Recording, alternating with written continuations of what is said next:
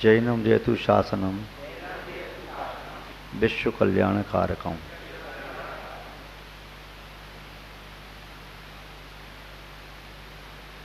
उपस्थित धर्म स्नेही सत श्रद्धालु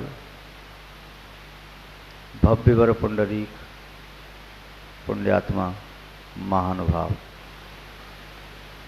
अभी मुंडाशीत प्रज्ञानंद जी महाराज आचार्य महोदय कुंदकुंद स्वामी की उस गाथा के माध्यम से दान की महिमा का व्याख्यान कर रहे थे। दान भगवान बनाने का मार्ग है। जो श्रावक होता है दानवान वह करता है सत्पात्रों को दान, और जो नहीं करता है दान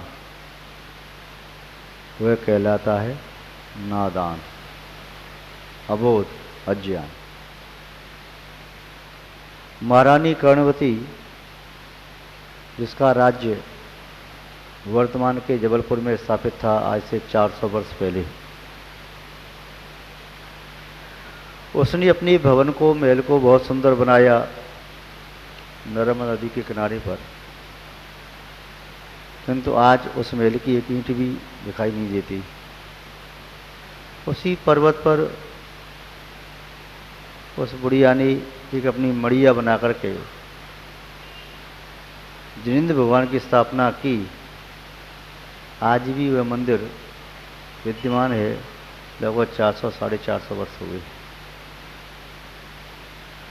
इससे सिद्ध होता है कि पुण्य की उम्र ज़्यादा होती है, पाप की उम्र कम होती है। पुण्य का फल सुदीर्घ काल तक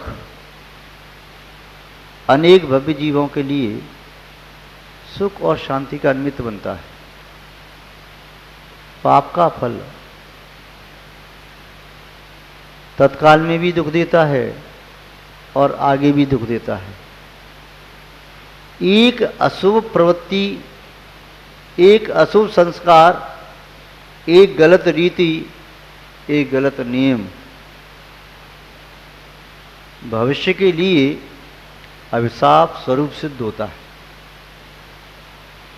भगवान ऋषभदेव के पुत्र भरत का पुत्र मरीचि भगवान ऋषभदेव के सम्मुषण से निकल करके बाहर आ गया। यह सुनकर के कि मैं भी अपने दादा की तरह से तीर्थंकर होऊंगा। किसी के पूछने पर कि यहाँ बैठे हुए सभासदों में क्या कोई आप जैसा पुण्यात्मा तीर्थंकर कोई और जीव भी है, उनकी दिव्य निश्चय निश्चित हुआ भरत का पुत्र मरीच कुमार यह भी धर्म का प्रवर्तक तीर्थंकर होगा। इतना सुनना था कि बस उसको पचाना बड़ा मुश्किल हो गया। जब मैं स्वयं ही तीर्थंकर होऊंगा तो दादा के सम्मुषण में क्यों बैठूं, अपना स्वयं सम्मुषण लगाऊंगा। होऊंगा अभी हुआ नहीं, निकल के बाहर आ गया। और मरीचि ने 363 मिथ्या मतों की स्थापना कर दी। 363 मिथ्या मतों की स्थापना करने से वह जीव संसार में परिभ्रमण करता रहा। लगभग 1 कोड़ा कोड़ी सागर से ज़्यादा समय तक वह परिवर्तन करता रहा। तृतीय काल के अंत में होने वाला वह मरीचि चौथे काल के अंत में मोक्ष प्राप्त कर पाया भगवान महावीर स्वामी बनकर के।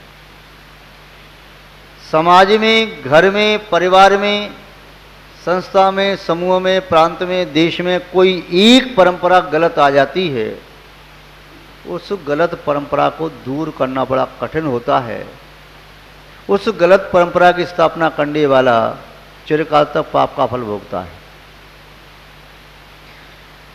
परिवार में या समाज में, किसी प्रांत में, जनपद में, देश में या स्वयं के जीवन में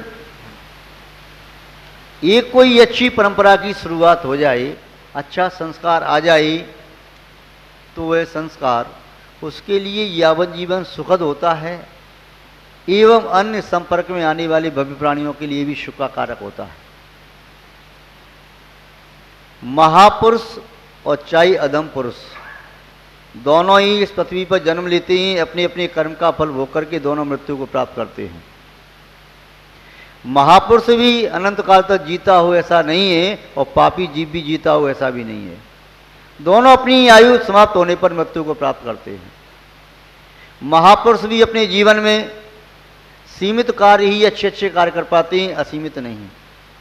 पापी जीव भी अपने जीवन में सीमित ही पाप के कार्य कर पाते हैं, असीमित नहीं। किंतु दोनों अपनी अपनी छाप छोड़ करके जाते हैं। पुण्यात्मा जीव कोई ऐसा कार्य करके जाता है, ऐसी श्रृंखला, ऐसा संविधान, ऐसा नियम, ऐसा कायदा कानून, ऐसी जीवन पद्धति सिखा के जाता है जिसके माध्यम से ये लोग अपना कल्याण करने में समर्थ हो सके। तो पापी जीव ऐसी गंदी परंपरा डाल करके जाता है जिसके कारण पीढ़ी दर पीढ़ी हुए अशुभ परंपरा चलती रहती है। महानुभाव, जीवन बहुमूल्य है, हमारा और आपका भी। बहुमूल्य जीवन से महत्वपूर्ण कार्यों को संपादन करने में विवेक है, बुद्धिमानी है और ये ज्ञान संपदा का फल है। जो व्यक्ति इस अमूल्य जीवन का सही मूल्यांकन नहीं कर पाते हैं, वे अपने हाथ में आई हुई रत्न को काक उड़ाने की तरह से गंवा देते हैं या ऐरावत जैसे हाथी को प्राप्त करके उस पर ईंधन ढोते हैं या अमृत को प्राप्त करके अपने पाद प्रक्षालन करते हैं। तो वे निरा मूर्ख, मूढ़, बुद्धिहीन कहलाते हैं। ऐसे ही इस अनुकूल मनुष्य अवस्था को प्राप्त करके भी जो व्यक्ति अपने हित का कार्य न करे तो समझो वे भी उसी प्रकार से मूर्ख। अवसर आने पर किसान अपने खेत में बीज न बोए, समय समय पर बारिश भी हो रही है, जब अन्य व्यक्ति के खेतों में अच्छी फसल आ रही है तभी अपना सर पकड़ के रो रहा है। समय आने पर व्यापारी अपना व्यापार न करे, अन्य व्यापारी ने लाभ प्राप्त किया, ये बैठा रहा हाथ पर हाथ रख करके बाद में पश्चाताप करता है। एक उद्योगपति अपनी फैक्ट्री में कोई अच्छा माल बना सकता था, नहीं बनाया, मिट्टी में ताला डाल करके घर में सो रहा है। अवसर आने पर इसे पश्चाताप करना पड़ेगा। ऐसे ही जब तक मनुष्य अवस्था चल रही है तब तक इसकी महत्ता जिसके ज्ञान का विषय नहीं बन रही है, इसे इसका आभास नहीं हो रहा है, इसकी महत्ता का अवलोकन नहीं कर पा रहा है, वह व्यक्ति जीवन के अंत में पश्चाताप करेगा तो वास्तव में मनुष्य जीवन था तो बहुत महत्वपूर्ण, मैंने उसे यूं ही गंवा दिया। पैसा कमाते समय एक भूत सवार हो जाता है कि पैसा पैसा पैसा, जैसा भी हो कैसा भी हो पैसा हो।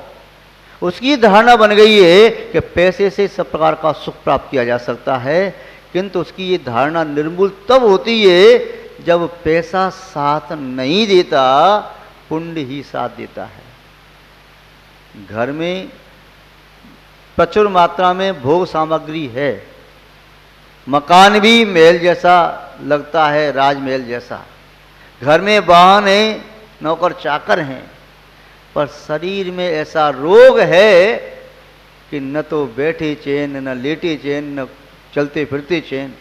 शरीर में ऐसा रोग है कि मिठाई खा नहीं सकते, डॉक्टर ने कह दिया मिठाई छुई तो समझो जहर के बराबर है। डायबिटीज आपकी बढ़ गई तो बॉडी के किसी भी पार्ट पर अटैक कर सकती है, आंख भी जा सकती हैं, किडनी फेल हो सकती हैं, हार्ट अटैक हो सकता है और ब्रेन हेमरेज हो सकता है, कुछ भी हो सकता है। लो मीठा अब तुम छू नहीं सकते, तुम्हारा कोलेस्ट्रॉल बहुत ज़्यादा बढ़ता है, चिकनाई छूना नहीं, तुम्हारा लीवर भी बहुत वीक है, डैमेज हो रहा है, पीलिया हो गया तो बचाना मुश्किल होगा। इसीलिए नियम ले लो, जीवन में तेल घी दूध आदि का सेवन करोगे ही नहीं।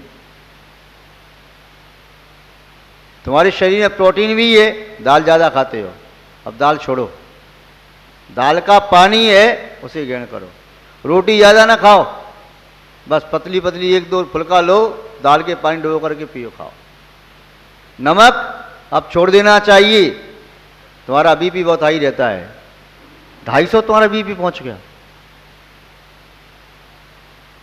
160, 180, 200, अब तो ज़्यादा हुआ तो बस काम खत्म है। फिर तो नमक तो छूना ही नहीं, 120 तक, 130 तक, चलो 40 तक, 150 तक, वहाँ तक चलो ठीक है, पर और बढ़ता चला जा रहा है।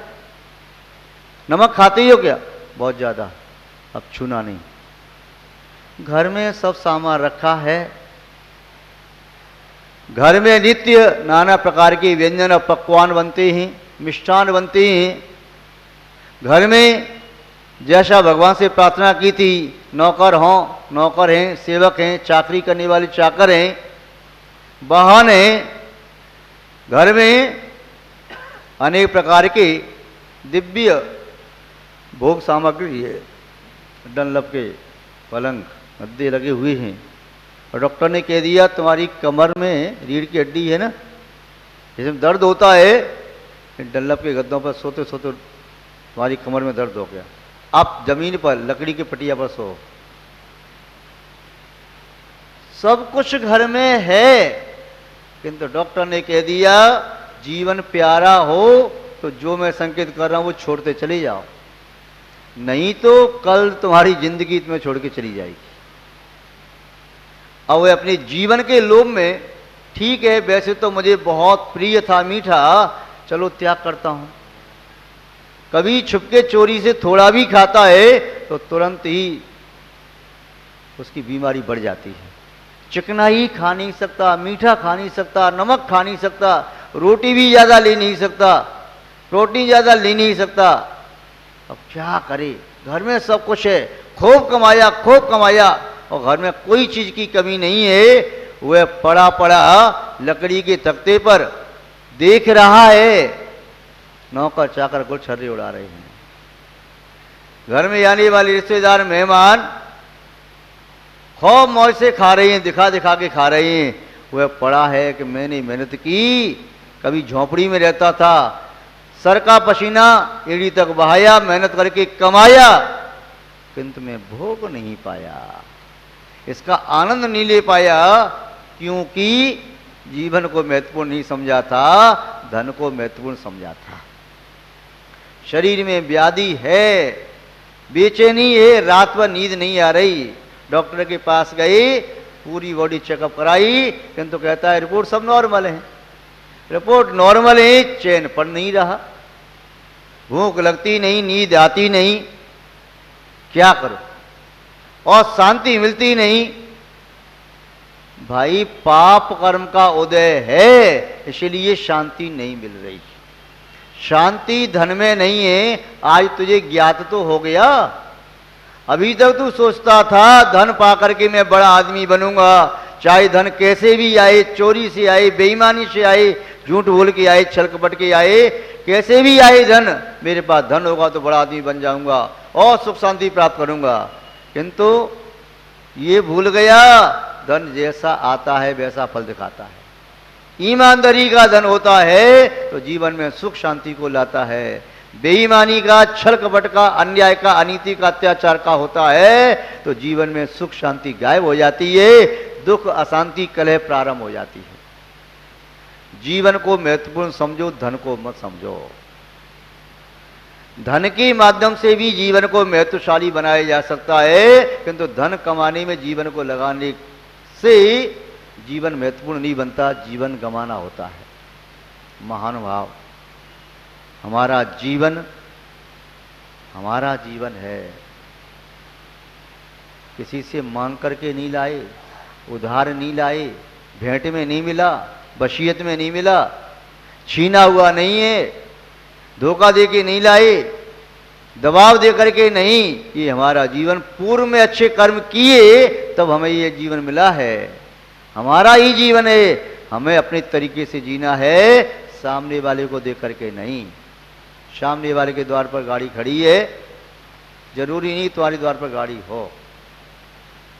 दो गाड़ी खड़ी है सामने वाले के द्वार पर, होड़ मत करो दो गाड़ी की, जितनी आवश्यकता उतना काम करो। ये सोचो कि मुझे इस धन का उपयोग कैसे करना है। आज के जमाने में धन कमाना बड़ा सरल है। भारत सरकार भी धन कमाने और धन गंवाने की स्कीम बताती है। आओ रातों रात में करोड़पति बन जाओ। ऐसे चैनल भी आने लगे, रातों रात में अरबपति बनो, करोड़पति बनो। और ऐसी भी स्कीमें हैं, घंटों मिनटों में खाकपति बन जाओ। जब करोड़ कमाओगे तो पचाने की सामर्थ्य होना चाहिए, उसको पचाना बड़ा कठिन है। महानुभाव, जो व्यक्ति कम कमाता है संभव है वह हिंसा कम करता, झूठ कम बोलता हो, चोरी कम करता हो। कम कमाता है वह कुशील सेवन कम करता हो। जो कम कमाता है हो सकता है उसकी आसक्ति कम हो, संतोषी जीवन जी लेता हो। ज्यादा कमाता है संभव है हिंसा ज्यादा करता होगा, झूठ भी ज्यादा बोलता होगा, चोरी भी ज्यादा करता होगा, कुशील सेवन का भाव भी ज्यादा होता होगा और उसकी परिग्रह में आसक्ति भी बहुत ज्यादा होगी। जितने से काम चले उतना काम करो।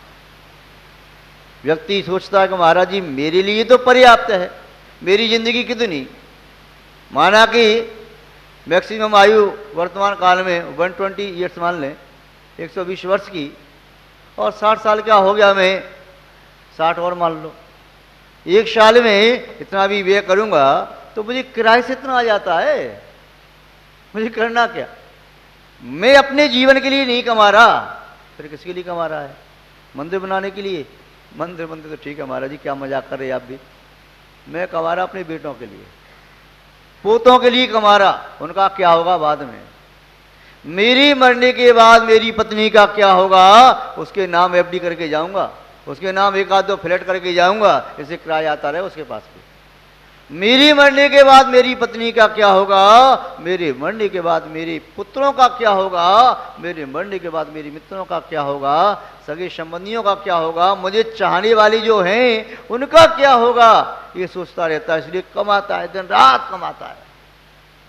ये नहीं सोच पाता कि मेरे मरने के बाद मेरा क्या होगा, मरने के बाद मैं कहाँ जाऊंगा, नरक में जाऊंगा कि स्वर्ग में जाऊंगा, कोई पशु पक्षी बनूंगा, भोग भूमि जाऊंगा कि कुभोग भूमि जाऊंगा, मरने के बाद कहीं दर्द कुल में मनुष्य बनूंगा।